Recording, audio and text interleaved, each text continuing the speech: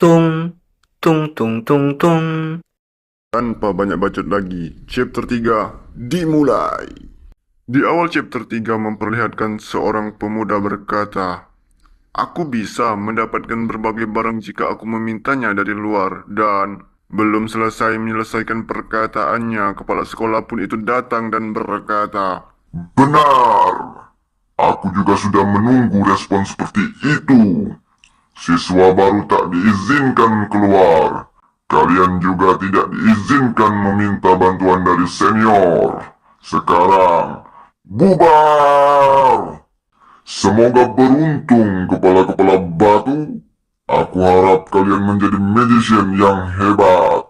Lehan pun berkeringat dan memegang kepalanya sambil berkata di dalam hatinya, "Apa setiap sekolah punya profesor gila seperti ini? Aku bisa dengan mudah mengenali orang-orang sejenis mereka. Sebelum reinkarnasiku, profesor di lab sebelah juga punya kilauan mata yang sama di matanya. Benar, mata yang dipenuhi ketidakwarasan." Terlihat Lehan masih bengong memikirkannya. Dan Nando pun berkata kepada Lehan, "Lehan, kau juga mendengarnya, ya kan? Beraninya mereka memperlakukan kita seperti ini." Lehan pun menjawab sambil berbisik, "Tunggu, mungkin Lich itu lebih baik daripada profesor itu." Nando pun berkata sambil memegang roti dan baju yang diberikan, "Bagaimana kita bisa hidup dengan makanan dan pakaian yang buruk seperti ini?"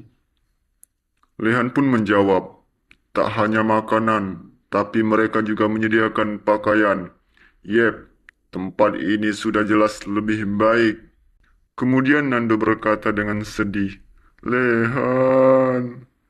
Di sini dijelaskan, tak banyak informasi tentang keluarga Wardanas di kalangan bangsawan. Itu karena mereka hanya fokus mempelajari sihir dan tidak pernah berpartisipasi di acara sosial apapun. Karena itulah, banyak yang makin salah paham tentang keluarganya. Dengan wajah yang takut dan gemetaran, Nando pun berkata di dalam hatinya, "Bahkan pelayan-pelayanku tidak hidup dengan makanan dan pakaian seperti ini.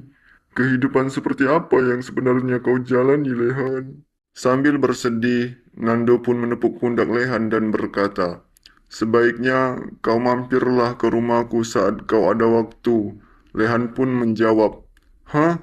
Oke, terima kasih. Ayo kita pergi ke asrama juga, Gainando." Sedikit penjelasan ya. Enrogar menerima siswa tanpa memedulikan status mereka selama mereka punya bakat. Meskipun begitu, untuk mencegah keributan antar remaja sensitif ini, asramanya dibagi menjadi 4 tower berdasarkan status mereka. Yang pertama adalah Tower of the Arrogant Blue Dragon. Ya, di sini bergambarkan seekor naga. Dan dijelaskan, bangsawan ternama seperti keluarga kekaisaran dan Lihen termasuk di dalamnya. Kemudian yang kedua adalah Tower of the Eternally Burning Phoenix, berlogokan sebuah burung dengan api yang menyala-nyala. Hanya mereka yang mendedikasikan semuanya untuk api suci yang boleh masuk di sini. Itu adalah sebuah tower yang khidmat dan jujur, di mana hanya para pendeta dari berbagai ordo religius yang boleh masuk. Yang ketiga adalah Tower of the Lightning Rending White Tiger, bergambarkan sebuah harimau putih yang gagah. Hanya mereka yang memiliki kepuasan untuk mengalahkan apapun yang boleh masuk di sini. Keturunan dari keluarga kesatria termasuk di tower ini. Orang-orang ini siap untuk menjalankan di atas dua jalan, sebagai kesatria dan penyihir.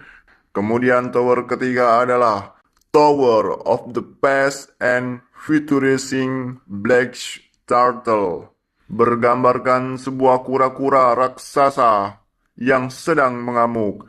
Hanya mereka yang punya kesabaran tanpa batas yang boleh masuk ke sini. Berbagai orang masuk ke sini, warga sipil, pelayan, budak, badut, pengemis, pedagang, bangsawan kelas bawah yang baru muncul. Dibandingkan dengan asrama lainnya, mereka sering diabaikan karena rendah status mereka. Maka dari itu, sebagian besar siswa baru terintimidasi. Meskipun begitu, selalu ada sebuah pengecualian. Kemudian ada seseorang berbaju putih sedang berbicara kepada temannya dan berkata, "Hei, hei, lihat di sana." Dan ternyata Lihen sedang memperhatikan mereka berdua. Lihen pun berpikir, di mata Lihen, mereka adalah rekan bisnis yang sempurna. Mereka berdua pun ketakutan dan sambil berbisik satu sama lain. Si baju putih pun berbisik, "Apa-apaan? Mengapa dia melihat ke arah kita seperti itu?" Kemudian temannya menjawab, Tapi kurasa dia tidak meremehkan kita," dengan keringat yang bercucuran. Kemudian Lihen berkata di dalam hatinya sambil memperhatikan mereka, "Aku harus berteman dengan mereka. Cara terbaik menghasilkan uang adalah dengan berbisnis, dan untuk bisa menjadi ahlinya adalah dengan pengalaman di lapangan. Itulah inti dari berbisnis." Sambil tersenyum. Kemudian terdengar seseorang berkata, "Aku tak habis pikir. Apa mereka benar-benar harus menerima orang-orang rendahan seperti mereka?" Kemudian semua mata tertuju kepada 3 orang. Dan ternyata salah satu dari mereka adalah orang yang berbicara tadi. Dan dia pun berkata, "Kalian lihat apa? Apa aku salah?" Kemudian Lihan berjalan ke arah mereka dan berkata di dalam hatinya, "Beraninya dia merendahkan calon rekan bisnisku." Lihan pun berkata kepada mereka, "Jika kita bicara tentang orang rendahan, maka itu adalah kau. Bukankah kita telah meninggalkan segalanya sebelum datang ke sini? Tak kusangka bahwa kau sudah melupakannya dan menunjukkan kesombongan seperti itu." Dan di dalam hati Lehan pun berkata, "Beraninya kau merendahkan calon rekanku." Kemudian orang-orang pun berkata, Dia benar. Dia dari keluarga Wardanas kan? Seperti yang diharapkan dari sebuah keluarga hebat." Kemudian 3 orang tersebut pun langsung berkeringat dingin dan terkejut akan jawaban Lihan. Orang sombong itu pun berkata, Apa? Reaksi macam apa ini?" Kemudian sambil menoleh, Lihan pun berkata, "Bagus, suasananya jadi membaik." Baru saja Lihan mau menyapa kedua orang di sampingnya, tiba-tiba kedua orang tersebut pun langsung berkeringatan dan ketakutan. Pria berbaju hitam itu pun berkata, Wardanas!" Kemudian pria di sampingnya lagi berkata, "Jangan bertatapan dengan dia. Mereka adalah keluarga yang berbahaya." Kemudian kedua orang itu pun mengatakan, "Itu adalah keluarga, di mana kepala keluarganya adalah seekor naga." Seketika raut wajah Lehan pun langsung bete dan lesu. Kemudian orang lain berkata, "Aku dengar bahwa mereka adalah keturunan dari Ancient Spirit." Mendengarkan kata-kata tersebut, Lehan pun tambah kesal dan tambah bete. Dan berkata, "Mengapa reaksinya jadi begini?" Kemudian tiba-tiba ada Yoner di belakangnya dan berkata, "Kau sungguh seseorang dari keluarga hebat, Lihen." Lihen pun menjawab, "Yoner, apa aku terlihat menakutkan?" Yoner pun menjawab, "Hah? Tidak. Kau terlihat seperti bangsawan." Dan di mata Yoner, Lihen ternyata adalah sosok laki-laki yang tampan, terlihat dari cara dia memandang. Lihen tidak mengetahui tentang ketenaran keluarganya saat ini. Kemudian Nando berkata, "Lihen, Yoner, bagaimana bisa kau meninggalkan pangeran kekaisaran sendirian? Sini kembali." Yoner pun menjawab, Maaf." Kemudian Yoner dan Lehan pun berjalan. Lehan pun berkata kepada Yoner, "Ngomong-ngomong Yoner, Tadi kamu mau bilang apa? Yoner pun menjawab, alasan mengapa aku membiarkan sifat kekanak-kanakannya itu karena ibunya Gainando. Lehan pun bertanya-tanya dan di dalam hatinya berkata, ibunya Gainando, maksudmu? Kemudian Shin menceritakan kehidupan masa lalu Yoner.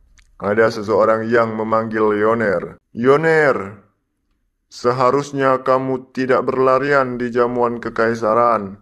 Dan diperlihatkan Yoner kecil yang sangat nakal. Sambil memegang minuman, dia berkata, bleh. Dan kemudian, slip, gedrubruk. Dan terlihat Yoner pun terjatuh dan menumpahkan minumannya di gaun seorang ratu. Yoner pun dengan sedih dan berkata di dalam hatinya, oh tidak, gaunnya permaisuri. Tamat sudah keluarga Meikin. Walaupun dia masih muda, tak ada alasan untuk itu. Kemudian sang ratu langsung menggendong Yoner dan berkata, tidak apa-apa, kesalahan bisa terjadi pada siapapun. Apa kamu baik-baik saja, Nona Yoner? Mendengar perkataan ratu yang sangat baik dan halus, Yoner pun tersentuh dan meneteskan air mata. Yoner kecil pun berkata, apa benar ada cerita seperti belum selesai kisah masa lalu tersebut, Shin pun berpindah ke masa sekarang. Yoner pun memberikan alasannya kenapa dia ramah kepada Gainando. Yoner pun berkata, dia sangat kaya. Dia memberiku uang saku jika aku ramah kepada anaknya. Uang yang banyak. Dan wajah Lehan terlihat sangat bete dan tidak menyangka Yoner akan mengatakan hal seperti itu. Berbeda dengan imajinasinya. Kemudian Lehan berkata di dalam hatinya, kalau begitu, aku harus berteman juga dengannya. Jadi kalau ada orang kaya yang bodoh itu ya selalu begitu ya guys. Cerita beralih ke keesokan harinya, terlihat Lehan dan Nando sedang berjalan bersama dan di depannya terdapat banyak sekali siswa yang sedang berjalan juga. Nando yang lelah itu pun berkata, wah, besar sekali. Lehan pun menjawab, benar sekali. Tulisannya memang akademi, tapi ada danau, hutan, dan gunung. Kemudian sambil memikirkan kepala sekolah, Lehan pun berkata, dia tidak bergurau saat dia bilang untuk mendapatkan semuanya sendiri. Kemudian terdengar seseorang berkata, aku berani bersumpah bahwa Tower of the Blue Dragon ada di sini jika kita lewat sini. Kemudian terlihat ada Yoner dan Lehan pun mendatanginya. Lehan pun bertanya kepada Yoner, apa yang terjadi Yoner? Yoner pun menjawab, aku tak tahu, bukankah asramanya di sebelah sana? Kemudian Lehan menoleh dan bertanya, lalu mengapa semua orang-orang? Lehan pun langsung terkejut ketika melihat sesuatu yang berada di depannya dan bertanya-tanya. Apa-apaan ini? Bersambung. Dan jangan lupa subscribe.